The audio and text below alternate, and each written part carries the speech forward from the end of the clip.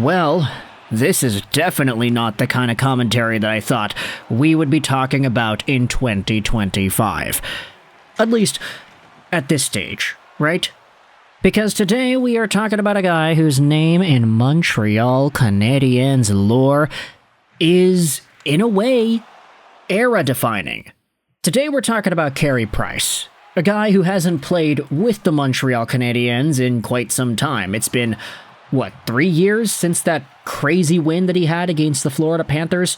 Like 10-2, something like that? Yeah, it's kind of ridiculous how that went down. But anyways, Carey Price, legendary goalie, a Hart Memorial Trophy winner, a Ted Lindsay winner, a Vezina winner, a guy who posted up a 1.96 goals against and a .933 save percentage in 66 games in 2014-15.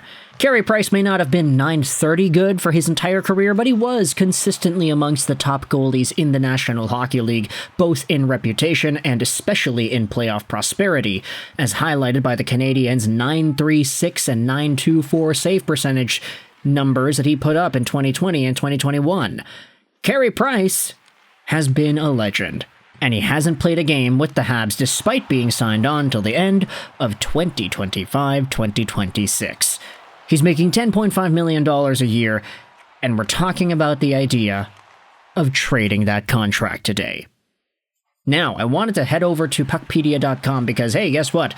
The folks who run PuckPedia are now getting contribution articles written for their website, exclusive via Marco D'Amico, senior news editor at RG Media. I'll leave a link in the description of this post made on PuckPedia's website yesterday. Montreal's cap situation could block some big moves, unless they trade Carey Price. The entire thesis here essentially goes over how the Canadiens could come to the idea of trading away Carey Price and what factors lead into it. Of course, courtesy of Marco D'Amico. The article opens up here by talking about how the Habs will look to be active on the trade front while not opposing the idea of spending on the short term to help their team reach another level next season. Having narrowly made the playoffs during 24-25, the Habs have identified clear needs: a second-line center and a right-shot D-man. But there seems to be a bit of an issue.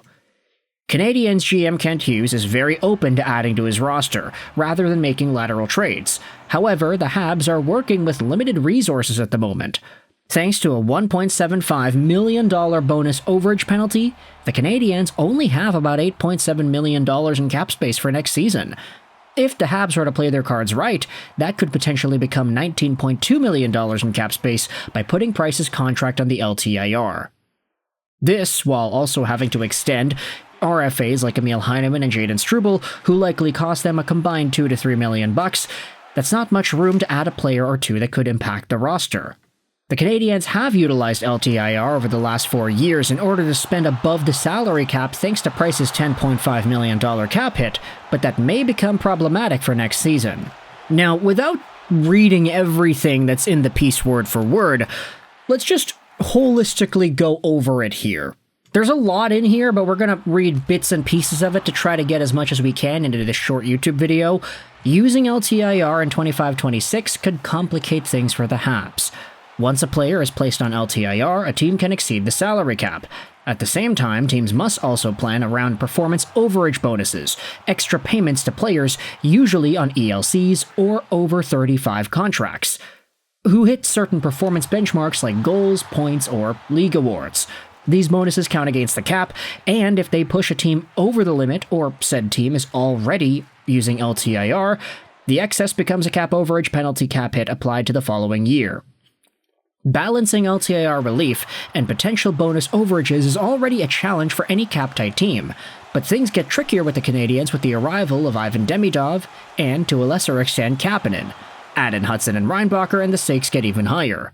The article then even goes over these younger pieces and even tries to conclude which performance bonuses could reasonably be attained by these young Habs. Skipping to the bottom here, for those counting, the Canadiens have the potential of getting maybe $4 point something million in performance bonuses for next year. It doesn't seem like much now as the salary cap continues to rise year over year, but it would significantly hurt the team during the summer of 2026 when they'll be looking to start contending and have to re-sign Lane Hutson. The solution that D'Amico writes about is trading Carey Price. His gargantuan $10.5 million AAV deal has made it virtually impossible for the Canadiens to work around without needing to place his contract on LTIR the past 3 years. The problem with that is that the Canadiens have been icing young teams filled with players on ELCs who partially or mostly hit their performance bonuses, resulting in yearly overage penalties. However, the Canadiens will only be on the hook for one more season before Price's contract is set to expire, with his $5.5 million signing bonus expected to be paid out on July 1st. With the Habs looking to take the next step in the rebuild, they'll want to spend more than just $4 to $6 million to improve the team, and the best way to do so is to convince a team looking to hit the salary cap floor to take on Price's contract. And this ultimately makes sense if you think about the ins and outs of the salary cap and what the Canadiens could try to do. It does not make sense if you think the Canadiens should just stay the course and roll with what they have right now. Maybe adding 1 or 2 reasonable players is not that bad of an idea, but there's a chance that you do more if Carey Price is off this roster. I know a lot of Canadiens fans would snarkily bite back right away saying, hey, why would we trade Price? He's been here for a long time, and he's just on the LTIR. Just have that opportunity to get whomever it is that you want and just spend over the cap with $10.5 mil. But it gets a little bit more complicated when you acknowledge that these processes generally result in extra overage fees for the next seasons, and as these other ELC Canadiens guys need to re-sign, it becomes a little bit more difficult to fully allow the Canadiens to build what they want to build. Carey Price, of course, is a legend, and this would be in no way tarnishing to his legacy. It would be a similar Pavel Datsyuk, Marian Hossa, Shea Weber type transaction just to get the money freed up. But ultimately, if Carey Price was to be traded, there might be a team or two near the bottom of the NHL cap projection that could use this kind of a guy. Not to throw any names immediately out there, but if you just go over to PuckPedia, there are a bunch of teams that don't have much to spend on the cap. Columbus, Calgary, Anaheim. There are options here for the Montreal Canadiens if you wanted to say that, but for right now, I want you to let me know your thoughts in the comment section below. How do you feel about this idea of the Montreal Canadiens trading away Carey Price? And do you think this is actually feasible in 2025, 1 year before the deal itself is set to expire? Let me know your thoughts in the comment section below. I hope you enjoyed this video. Sign on, and bye.